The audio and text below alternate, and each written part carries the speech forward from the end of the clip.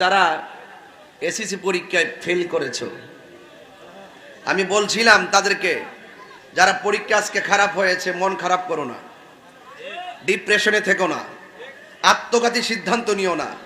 মনে রেখো পরীক্ষার রেজাল্ট একটা কাগজের টুকরা, আর তুমি হলো তোমার মা বাবার কলিজার টুকরা। একবার পাস না করলে 10 বার দেখবা। কথা বলেন ঠিক কিনা? হাজার সার্টিফিকেট অর্জন করলো লাভ হবে না যদি নবীর মহব্বত না থাকে। কথা বলেন ঠিক কিনা? ওই প্রেম হৃদয়ে ধারণ করো, যে প্রেমের দ্বারা যে সার্টিফিকেট নিয়ে কবরে গেলে কবরে আল্লাহ পাক জান্নাতের গালিচা বিছাইয়া দিবে। এখানে আপনারা মৌলভীবাজারবাসী, আপনারা কি আমাকে ভুল বুঝতেছেন? তো ফেসবুকে যে ছেলেগুলা দালালি করতেছেন কারণটা কি?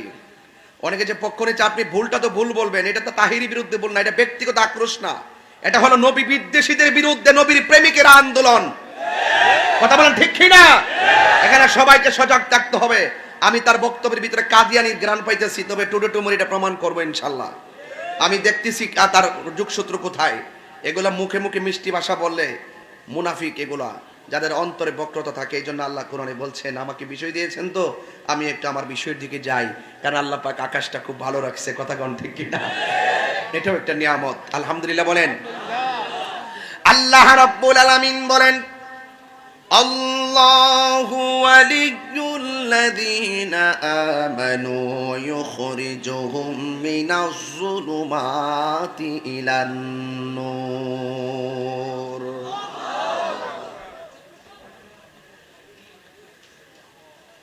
আল্লাহ রাব্বুল আলামিন বলেন,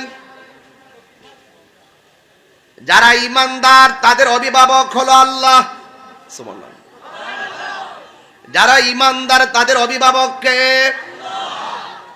আল্লাহ, যার অভিভাবক হয়ে যায় বিপদ আসবে, গালাগালি আসবে, অনেক দমক শুনবা, ডানে অন্ধকার, বামে অন্ধকার, সামনে অন্ধকার, পিছনে অন্ধকার।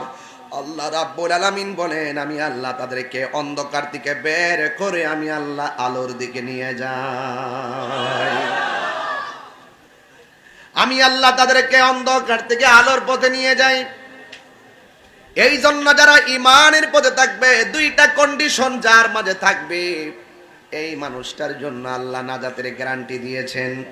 আল্লাহ রাব্বুল আলামিন কোরআনের মধ্যে বলে দিয়েছেন, ইল্লাল্লাযীনা আমানু ওয়া আমিলুস সালিহাতি ওয়া তাওয়াসাউ বিল হাক্কি ওয়া তাওয়াসাউ বিস। আল্লাহ রাব্বুল আলামিন মানে দুইটা কোয়ালিটি যার মাঝে থাকবে, এই লোকগুলো জান্নাতি। কোরআন শরীফ পড়লে কি খারাপ লাগে?